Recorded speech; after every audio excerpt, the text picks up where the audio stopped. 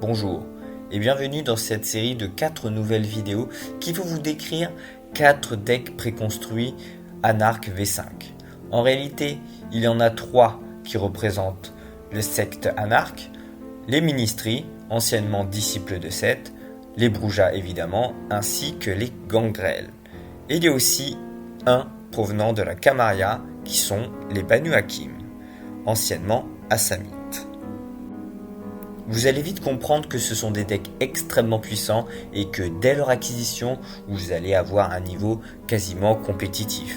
Ce que je vous conseille, c'est d'en acheter 2 pour pouvoir faire le tri de vos cartes préférées et surtout pouvoir avoir une crypte un peu plus intéressante. Bien entendu, comme d'habitude, cette introduction sera commune, donc n'hésitez pas à la passer la prochaine fois. Nous allons donc commencer par le deck Ministry. Anciennement appelés les disciples des Seth, ils étaient auparavant indépendants. Mais depuis peu, dans le lore, ils ont rejoint la secte des anarchistes. Et du coup, ils ont été renommés en Ministry. Dans la V5, ils ont troqué Serpentis. On va prendre par exemple au hasard un vampire, un ancien disciple de Seth, vous allez voir. Serpentis, qui était une discipline de clan, qui était une discipline un petit peu de manipulation des... un petit peu de forme de serpent, tout ça. C'est devenu le protéisme, la capacité des gangrels un petit peu à pouvoir prendre n'importe quelle forme. C'est très similaire, mais voilà. Le principe reste le même.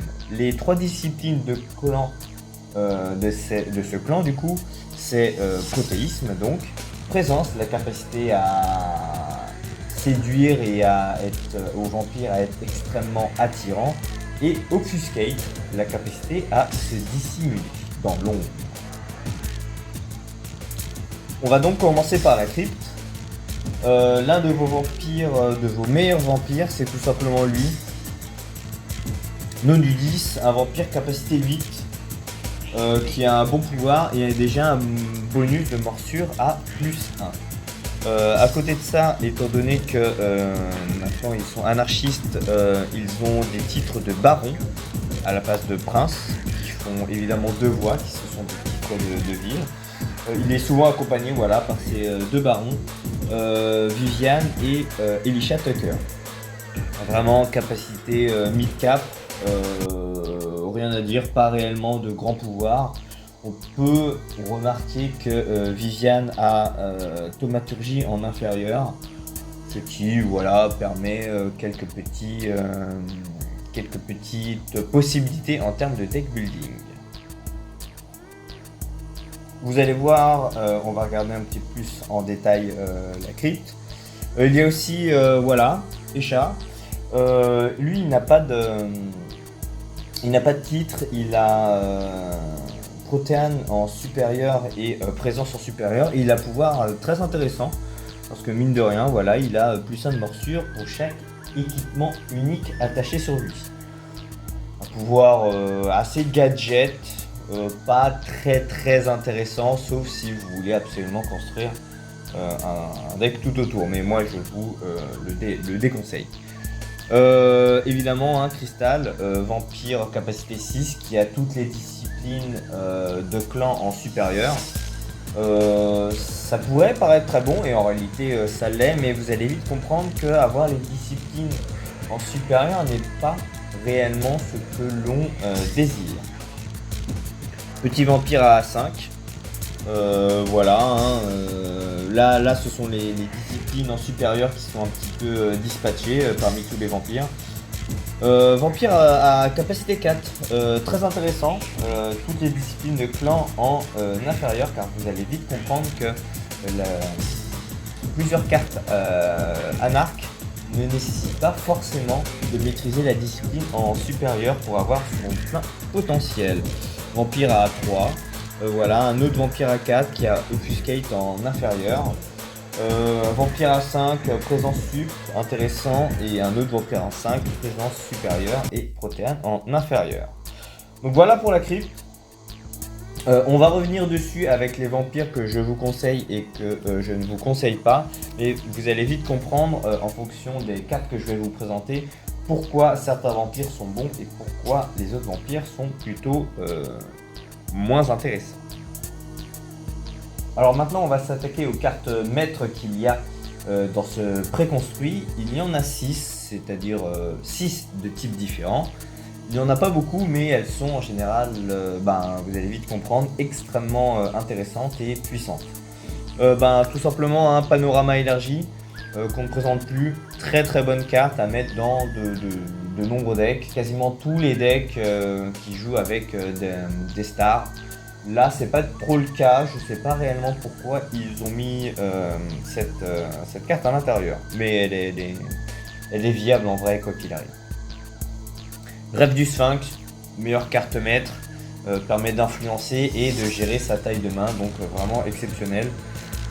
Poupée de sang, pas la meilleure des cartes gérées dans ce deck, en tout cas, pour essayer de gérer le sang de vos vampires. Vous allez vite comprendre que vos vampires, les cartes que jouent vos vampires ne coûtent très très peu de sang, donc vraiment autant les vider complètement avec un cerf. Club Illusion, donc une carte très puissante quand on joue morsure en faisant partie de la secte anarchiste. Vraiment ça donne à tous vos vampires des bonus de morsure au prix d'un peu de sang. Opium Den, très bonne carte de clan de Ministry qui permet de gagner tout simplement 1 de discrétion. C'est très fort et ce qu'il faut savoir c'est que la plupart des autres clans, une carte maître qui donne 1 de discrétion, et ça coûte 2 de réserve. Chez les Ministries, ils sont spécialisés un peu là-dedans, ça leur coûte que 1. Et bien sûr l'Hunting Ground, le terrain de chasse des Ministries. Donc voilà les 6 cartes de maître, très très bonnes, 2 cartes maîtres de clan. Qui sont très bonnes, on va dire. On va maintenant voir les cartes d'action. Comme vous allez le comprendre un peu plus tard dans la vidéo, je suis pas fan de toutes les cartes d'action qui ont été mises dans ce deck. En revanche, c'est pas non plus inutile, on va dire. C'est à vous de faire vos choix, c'est à vous d'essayer de savoir si réellement oui ou non ça vaut le coup ou pas. On va commencer simple par enchanter la descendance, facile. Une carte de présence qui permet soit d'influencer, soit de faire des morsures, des bonus de morsure, c'est ce qu'on veut. Envoûtement, même chose, présence, soit des bonus de morsure, soit voler un allié. Et ça c'est très fort, surtout que vous avez accès à de la discrétion, donc vous pouvez facilement voler n'importe quel allié sur la table. C'est une carte, quand on joue présence, en réalité quasiment automatique à mettre dedans parce qu'elle n'est jamais perdue. En carte de morsure, il y a évidemment le protocole Platinum. Alors là, voilà, on arrive à la carte maîtresse du deck.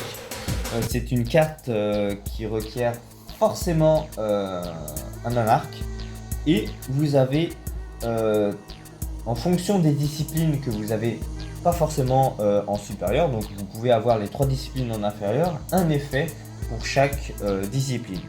Tout simplement en occultation c'est un bonus de 1 de discrétion, en présence c'est 1 de morsure et en protéisme c'est pouvoir mettre un marqueur corruption qu'on pourra utiliser plus tard, en gros en combo avec d'autres cartes. Donc ça ce sont vos cartes principales de morsure. Et ensuite il y a des cartes un peu d'installation. Vous allez voir, il y a Cœur de la Cité. Voilà, c'est là où on se dit perdre un tour en gros pour s'équiper de cette carte. Alors ce n'est pas un équipement, c'est vraiment une carte qu'on met sur le vampire qui joue, qui entreprend l'action. En supérieur, je vous déconseille. Ça coûte 2 de sang, c'est assez cher, 1 de discrétion. Vous mettez cette carte et vous gagnez 1 de morsure. En supérieur, ça devient évidemment un peu plus intéressant. C'est-à-dire que votre vampire gagne 2 de morsure. Votre vampire va faire des morsures à 3 de base. C'est fort, mais est-ce que vraiment ça vaut le coup? À vous de voir. Vraiment à vous de voir. Ensuite, on a 3 équipements uniques. Alors, ça peut être intéressant avec le vampire que je vous ai montré, Esha, qui gagne des bonus de morsure pour chaque équipement unique. Mais vraiment, je trouve ça gadget et trop hypothétique pour pouvoir faire un vrai plan de jeu dessus. Le codex, très étrange. Vous faites des morsures à moins 2 de discrétion. Bon. Alors pour le coup, ça coûte 1 de sang. En fait, il faut l'équiper et une fois équipé, vous pouvez déclencher l'action du codex, c'est-à-dire une morsure à moins 2 de discrétion qui va coûter 1 de sang et qui est à plus 3 de morsure. Alors c'est énorme, hein. Une morsure à 4 de base, c'est exceptionnel. N'oubliez pas que vous ne pouvez pas faire l'action du codex avec une autre carte de morsure. C'est vraiment une action à part entière. L'ennui, le seul ennui, c'est que y a une condition pour faire ça. C'est tout simplement, il faut que la proie ne contrôle aucun serviteur redressé. Le serviteur, évidemment, contrôlé. Pardon, non, pas contrôlé, c'est disponible. Parce qu'il y a une différence entre disponible et contrôlé. Voilà. Après vous n'allez pas envoyer les vampires en torpeur puisque vous n'êtes pas un combattant. C'est au cas où si tout le monde est incliné, vous pouvez faire des morsures à 4.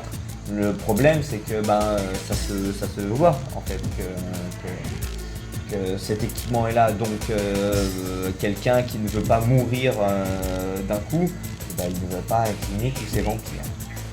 Enfin, voilà, il y a des cartes maîtres qui permettent d'incliner d'autres vampires. Est-ce que vous avez vraiment besoin, encore une fois, de faire un équipement, une action pour s'équiper, pour ensuite pouvoir faire des morsures, des grosses morsures? À vous de voir. Ensuite, il y a Arc d'Ivoire. Là aussi, encore une fois, pourquoi mettre cet équipement unique dans ce deck? C'est un très bon équipement, hein, ça c'est clair et net. Rentrer en combat, vous n'avez rien pour rentrer en combat. Est-ce que ça suffira si quelqu'un rentre en combat avec vous pour vous sauver? Non, clairement pas, non. Donc voilà, encore une fois, grande énigme. On peut entrevoir une synergie entre Arc d'Ivoire et le Codex, voilà, mais vous n'avez rien pour entrer en combat, donc c'est particulier. Après, si vous voulez faire un deck un peu plus combat, vous le pouvez. Mais là, c'est pas l'optique du deck préconstruit. Et ensuite, Cœur de Nisketus. Bon, là c'est une évidence. Cet équipement rentre parfaitement dans ce deck. La capacité de gérer sa main en début de tour pour faire des tours très puissants, c'est très fort. Hein. C'est très fort dans ce deck. Donc voilà pour les actions. Retenez principalement les cartes de morsure. Maintenant on va parler des cartes d'action modifieurs. Vous allez voir, il y en a en plus quelques-uns qui sont très forts et surtout évidemment des nouvelles cartes. Donc ça c'est aussi très intéressant. Un grand classique en occultation, hein, c'est perdu dans la foule. 1 en inférieur de discrétion ou 2, c'est très fort, une des meilleures cartes d'occultation qui donne de la discrétion, c'est très stable. Nuit sans fin avec un nouvel artwork, c'est très fort, 1 de discrétion et ça incline un vampire qui a essayé de bloquer si jamais vous avez réussi à passer sa défense. C'est très fort. En occultation, encore une fois, il y a Spy Mission, je crois qu'en français c'est mission d'espionnage ou de repérage. L'un des deux, très fort aussi, c'est l'une des grandes forces quand on joue Blitz Stealth avec occultation, c'est ça permet de ne pas tuer des joueurs que vous ne voulez pas tuer en gros, à cause évidemment des redirections de morsure. Donc c'est une sorte d'alternative de défense à la redirection de vos morsures. Et aussi bien sûr une économie en général de sang, puisque un de vos vampires qui s'est fait rediriger, en général les joueurs voudront fortement vous bloquer. Et évidemment qui dit bloc dit combat. Et ça vous pouvez dire non, ne rentre pas au combat, t'inquiète pas, je ne te ferai aucun dégât. Donc une réédition de cartes très intéressante. Full of Face, j'imagine le vrai visage de l'amour en français. C'est une carte combo qui nécessite occultation et présence. En inférieur, c'est plus 5 de morsure. C'est plutôt maigre. On prend toujours, mais c'est pas voilà, c'est pas fou. Et en supérieur, alors il faut avoir les deux en supérieur, ça permet de donner une alternative aux joueurs défenseurs. C'est soit tu essayes de me bloquer, tu vas perdre un de réserve, soit ton vampire ne peut plus me bloquer. C'est pas fou. C'est pas fou parce qu'en général, le type sait qu'il ne vous bloquera pas ou alors très difficilement. C'est trop subtil pour être efficace en fait. En tout cas, c'est ce que je pense. Essayez-le. L'image par contre est magnifique, mais voilà, c'est pas la meilleure des cartes. Ensuite, donc, il y a 3 nouvelles cartes qui ont été créées spécialement pour ce deck. La forme du cobra, une carte full protéane, donc en inférieur, voler un de sang en combat. Une carte qui est soit une carte de combat, soit une carte d'action modifieur. Et en supérieur, c'est plus 1 de discrétion à l'annonce de votre action. Donc, vous faites une morsure à 1 de discrétion. Avec Platinum Protocol qu'on a vu précédemment, qui est votre carte principale, vous pouvez monter avec ces 2 cartes à 2 de discrétion sans que le type n'ait essayé de bloquer. Je vais le dire, je n'aime pas du tout cette carte. Je trouve que ça n'a pas ou peu de sens de faire de la discrétion annoncée. Le seul avantage, c'est une carte de discrétion qui se cycle, mais je ne vois pas le cas de figure où cette carte est réellement intéressante. L'avantage, c'est de faire un peu de combat, vol de 1, en général, vous ne voulez pas rentrer en combat, c'est pas ça qui va vous sauver. En général, il y a des combattants qui mettent des mandales à 4, à 6, voler 1. À côté, c'est très triste, on va dire. Sinon, il y a Regard Enchantress, ou Regard Enchanteur, je crois. Très bonne carte. Carte combo, encore une fois, présence protéane. En inférieur, plus 1 discrétion, un classique, quasiment tous vos vampires ont présence et protéisme en inférieur. Et en supérieur, alors là c'est très intéressant, vous pouvez brûler un de vos compteurs corruption sur un vampire adverse. Des compteurs corruption qui sont évidemment mis grâce au Platinum Protocol pour pouvoir faire un block fail, ce qu'on appelle un block fail, c'est-à-dire empêcher un vampire qui a tenté de vous bloquer, de bloquer cette action. C'est-à-dire que vous dites lui, il ne bloquera pas, point. C'est super fort, franchement c'est exceptionnellement fort. Ça nécessite d'avoir déjà réussi une action et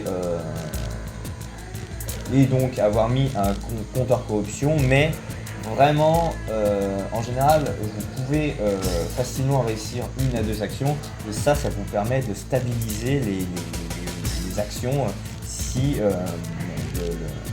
le joueur en face joue avec Wall. C'est vraiment super fort. Et ensuite, aussi en nouvelle carte, Révélation du Serpent.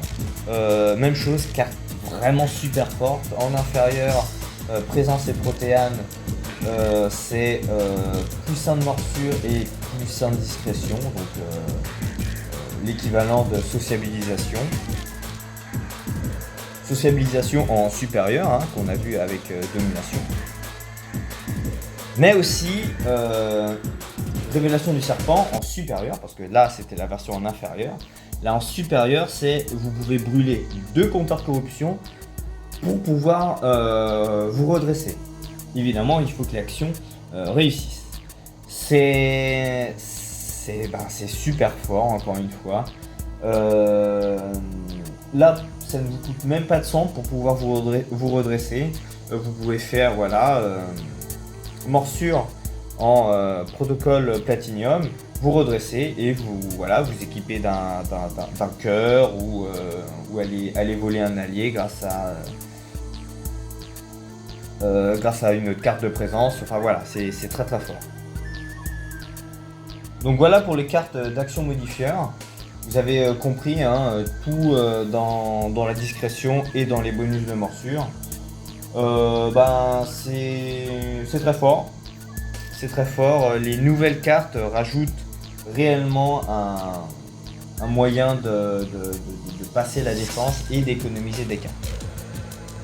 Ensuite, en réaction, il n'y a pas grand chose, mais toujours des choses très intéressantes. Il y a évidemment sur le qui-vive un classique et étonnamment un nouvel artwork qui est cool, parce que bon, faut le dire, hein, l'ancien était pas très beau. Les goûts, les couleurs, mais voilà, je donne mon avis, même si tout le monde s'en fout.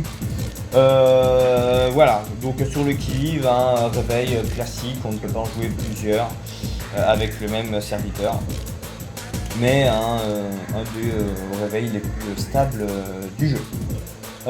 Et il y a aussi évidemment Party Out of Bound, en français je crois que c'est sortie de boîte difficile, un truc dans le genre. Encore une carte spéciale anarque, 3 disciplines en inférieur. Alors là, les disciplines ne se cumulent pas, vous allez devoir faire un choix. De toute manière, c'est 3 effets différents. Réduction de morsure, car en effet, les ministries, comme vous avez vu, de par leur discipline, n'ont pas de redirection de morsure. Vous allez vite comprendre qu'il y a des capacités de passer outre, mais voilà. Donc il n'y a pas de redirection de morsure. Vous avez à la place des réductions de morsure. Réduction de morsure de 2 en occultation. En présence, c'est tout simplement gagner 2 voix. Donc vos barons pourront passer à 4 voix. L'intérêt dans tout ça, c'est surtout de pouvoir faire chuter ou faire réussir un vote que, évidemment, vous n'appelez pas. Hein. N'oubliez pas que c'est une réaction, donc ce n'est pas vous qui devez être le joueur actif. Voilà, donc si jamais il y a un vote qui est un petit peu ric-rac, paf, vous pouvez jouer cette carte en réaction pour le faire chuter alors que personne ne l'a vu. Et en protéisme, c'est tout simplement plus 1 d'interception. C'est toujours bon à prendre si jamais il y a un truc vraiment super casse-pied que vous voulez voir. En général, il n'y a pas grand chose que vous voulez bloquer, mais il y en a. Tout ce qui rajoute de l'interception de base qui peut vous bloquer plus tard dans la partie. Ça, vous voulez peut-être bloquer. Mais attention, qui dit bloc, dit évidemment combat. En combat, c'est principalement des combats défensifs, vous allez voir. Bon, on a déjà vu forme du combat. Alors bloquer pour pouvoir faire vol 1, c'est c'est très triste. À moins vraiment que le type ne combat pas, mais bon, faites attention parce que vol 1 c'est vraiment la carte de combat la plus basse qu'on peut faire, hein. Une autre carte de combat, ça vous battra. Et en revanche, il y a deux autres cartes défensives que la discipline protéisme vous donne accès. C'est le 2 cartes fin de combat. Donc très fort, hein, les deux cartes. Fin de combat, donc à droite, forme de la brume, une esquive en inférieur, une fin de combat en supérieur et une fin de combat plus continuer l'action avec de la discrétion en supérieur au prix de 1 de sang. C'est super fort, vraiment. Cette carte est d'une polyvalence vraiment et ça a fait ses preuves, hein. Moi, vous avez compris, j'adore cette carte. Et Earthmed, contrôle de la terre, je crois. C'est fin de combat qui ne coûte pas de sang et fin de combat et on se redresse. Ça peut faire office, voilà, de multi-action. C'est intéressant. Moi, je préfère clairement forme de brume. Donc voilà un petit peu pour les cartes qu'il y a dans ce deck préconstruit. Voilà, vous l'avez compris, hein, votre carte principale c'est Platinum Protocol, qui est celle-là qui demande toutes les disciplines en inférieur. Ça ne demande pas les disciplines en inférieur, mais vous pouvez utiliser les disciplines en inférieur. Vous n'êtes pas obligé de les utiliser en supérieur. Ça vous donne une action à +1 de morsure et +1 de discrétion de base. C'est vraiment super fort. C'est pour ça que personnellement je privilégie Nonudis à l'intérieur. Les 3 disciplines en supérieur, mais surtout un bonus de base de +1 de morsure et un bonus de récupération de sang. Évidemment les 2 barons qui sont très intéressants, qui rapportent mine de rien des voix à la table. Ça peut clairement être intéressant, c'est toujours intéressant d'avoir des voix sur la table et ça peut vous donner un peu d'impact en termes de politique. Et surtout, vous allez voir dans les autres deck Anarch, ça vous donne accès à 2 cartes. Organize Résistance, résistance organisée, qui est uniquement appelable par un baron. Ça donne l'opportunité à un autre Anarch de pouvoir bloquer à 1 d'interception. Bloquer dit probablement avec ce deck combat défensif. Et ça donne aussi accès à, là pour le coup, de la redirection de morsure. Bait and Switch, de son nom original. En français, il me semble que c'est leurre. Donc voilà, très fort. Le souci, c'est que résistance organisée, ça vous demande absolument de bloquer. Enfin, vous êtes obligé de bloquer, vous ne pouvez pas vous redresser pour pouvoir faire des redirections de morsure grâce à Bait and Switch. Voilà, est-ce que c'est grave, est-ce que c'est pas grave, à vous de voir si vous voulez, voilà. Mais en revanche, évidemment, sur le qui-vive, ça vous permet d'agir comme si vous étiez redressé et faire des redirections de morsure. À vous de voir, ce sont des plans très forts et très intéressants. Voilà, est-ce que vous voulez privilégier fin de soirée difficile plutôt que ces cartes qui sont très fortes mais nécessitent absolument un baron, etc. Mon avis, c'est que résistance organisée, ça vous oblige à bloquer. C'est pas forcément ce que vous voulez dans ce deck. Et pour jouer, Bait and Switch, c'est pas non plus. Les redirections de morsure, c'est très fort. Ça vous aide à avancer sur votre proie. Mais ça demande une certaine combinaison de cartes. Voir un baron redressé, c'est clairement ce que les gens s'attendront à ce que vous fassiez des redirections de morsure. Alors que voilà, fin de soirée difficile, c'est extrêmement polyvalent. Bloqué, réduction de morsure ou gain de vol pour être actif, on va dire, entre guillemets, en termes de vol. Donc voilà, on va voir pour la crypte. Ce que je conseille en plus, donc lui qui a Protéane en supérieur, sinon toutes les autres disciplines en inférieur, lui très fort.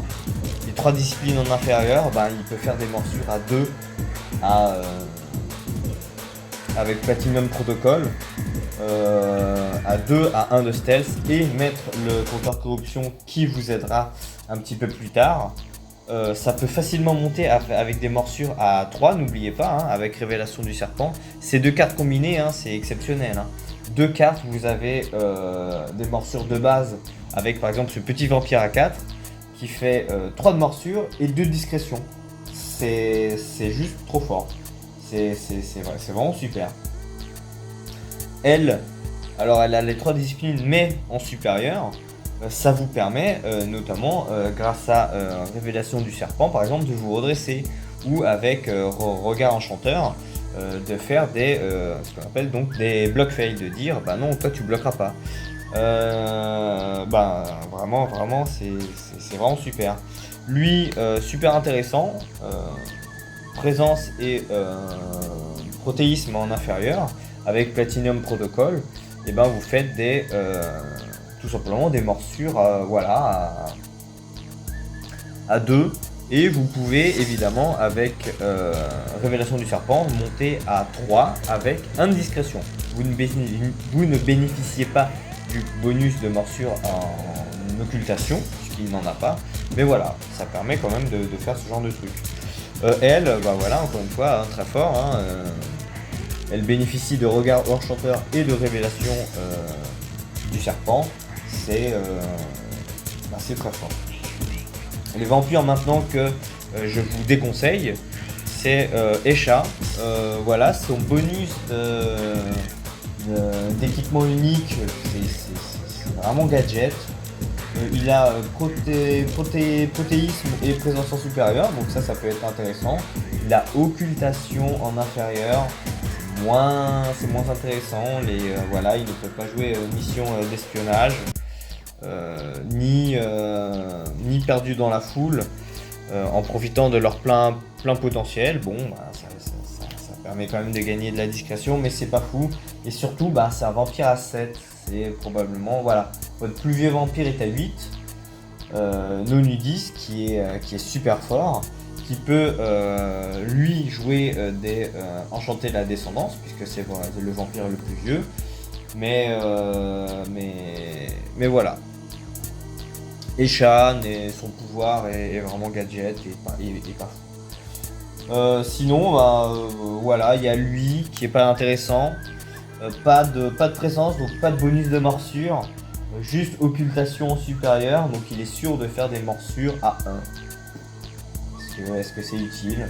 Bon, voilà. Moi je dis que non. Sinon il y a lui qui est intéressant quand même, mais pas fou.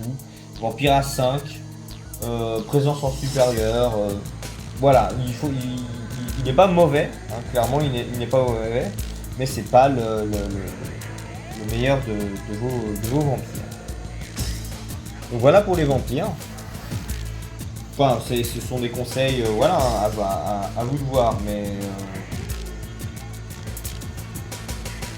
il y a des très bons vampires comme des mauvais, à vous de voir si vous préférez, plus vous la jouez discrétion. C'est vraiment des choix en termes de stabilité de discipline. En revanche, il y a des cartes maîtres que vous pouvez évidemment aller chercher dans d'autres packs. Tout simplement un cerf qu'on ne présente plus. Comme vous avez vu, vos cartes quasiment pas de sang. Protocole de Platinum et Révélation du Serpent, comme on a vu, c'est vraiment... c'est ces 3 nouvelles cartes clés. Ça vous permet de passer facilement en discrétion avec des morsures à 3 de base. Vous n'avez pas besoin de sang, donc autant vider vos vampires pour récupérer du sang. Autoroute de l'information pour sortir plus vite. C'est toujours extrêmement fort. Vous pouvez aller chercher la cabale pour essayer de remplir vos vampires quand, si jamais il leur arrive on va dire des tuiles, voire une fois que vous les avez extrêmement bien vidées. Évidemment, vous allez comprendre que chemin de fer un arc, voilà, un arc railroad, des bonus de discrétion permanente, c'est toujours très fort dans un deck Blitz Steels, donc on prend. Pyntex pour bloquer un vampire qui vous embête ou un allié qui n'arrête pas d'essayer de vous bloquer et qui use vos cartes de discrétion. C'est la carte parfaite pour ça. Et surtout Dabbler que vous allez pouvoir aller chercher dans plusieurs autres decks Black Shanty Production un peu plus tard. Une carte très forte quand on joue un arc, c'est super, c'est un archétype, c'est probablement le deuxième archétype le meilleur du jeu, le premier étant à mon goût perfectionniste, mais là vous en avez un vraiment exceptionnel. C'est en jouant 3 disciplines, vous obtenez 3 disciplines lors d'une action.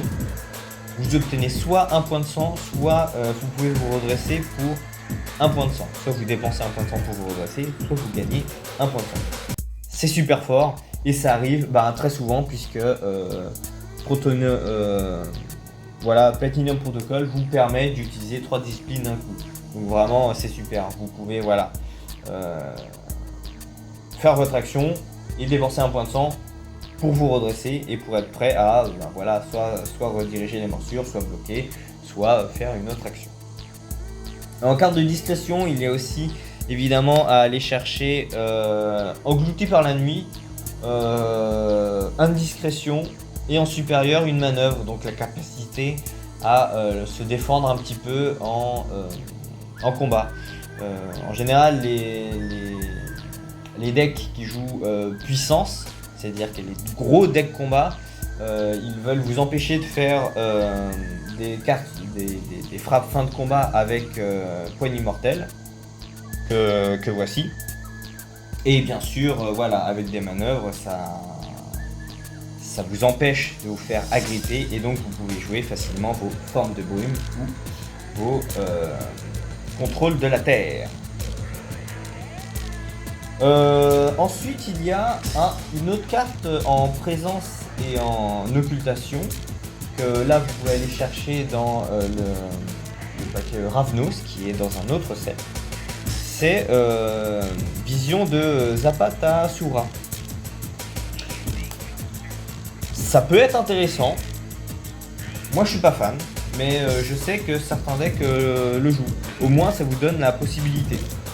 C'est pour 1 de sang, bon, c'est un petit coup, en combo de occultation et présence, ça fait une réduction de morsure à 3, donc c'est supérieur à fin de soirée difficile, mais ça a une capacité en supérieur, c'est-à-dire que vous pouvez incliner le vampire et dire que la morsure est à 0 point, c'est-à-dire qu'une morsure à 6, c'est 0. C'est... voilà. Vous brisez la polyvalence de partie out of boom, c'est-à-dire fin de soirée difficile, mais vous obtenez un meilleur contre à tout ce qui est morsure. À vous de voir ce que vous préférez, polyvalence ou grosse défense contre les morsures. Et bien sûr, usurpation de l'ancien, une carte d'occultation vraiment une des meilleures cartes d'occultation. Le souci c'est que ça coûte 1 point de sang et ça demande occultation en supérieur. Et en vrai, pour tout ce qui est casse-bloc, allez, vous pouvez vous dire oui, j'ai déjà regard enchanteur. Le souci c'est que un regard enchanteur, ça crame vos compteurs corruption. Après vous pouvez jouer les deux, vous dites toi tu bloques pas, toi tu bloques pas. Là dans ce cas de figure, en plus si vous avez mis Pyntex sur un troisième, personne ne peut vous bloquer quoi. Donc voilà pour les cartes un petit peu à rajouter dans ce deck, à aller chercher un petit peu dans d'autres produits. À vous de sélectionner, de faire le tri surtout, parce que ce sont pas des cartes automatiques à mettre. Ce sont vraiment, c'est à vous d'essayer de trouver un petit peu la possibilité de pouvoir faire vos actions et à surtout jongler entre discrétion et carte d'action de morsure. Le principal avantage de ce deck, c'est que ça peut tuer extrêmement vite. Le gros défaut, c'est que c'est assez faible en combat. Vous allez vite le comprendre. Mais l'un des gros facteurs, si vous voulez apprendre à bien jouer ce deck, c'est que c'est la gestion de main. Dans ce genre de deck, c'est à vous d'essayer d'avoir de bonnes mains, équilibre entre carte d'action et carte d'action modifieur. C'est compliqué, le deck le permet parce que en quelques cartes vous avez facilement les deux, action, bonus de morsure et discrétion. Donc voilà, à vous de voir comment vous dosez un petit peu les proportions du deck. Je crois qu'on a tout dit dans cette vidéo sur ce deck. Évidemment, il y aura plus tard des New Blood, des nouveaux sangs qui vont compléter un petit peu la crypte et le potentiel du deck. C'est évidemment un nouveau sang Ministry, donc c'est parfait pour compléter ce deck là. Mais déjà rien que là, avec par exemple 2 decks Ministry préconstruits comme ça, vous avez vraiment de quoi faire et de quoi faire des deck building très intéressants et changer en cours de route ce que vous voulez voir dans votre deck ou pas. Et ben je vous souhaite une bonne fin de vidéo et je vous dis à très bientôt dans les prochains decks du set Anarch V5. Et évidemment, n'hésitez pas à vous abonner. Merci beaucoup.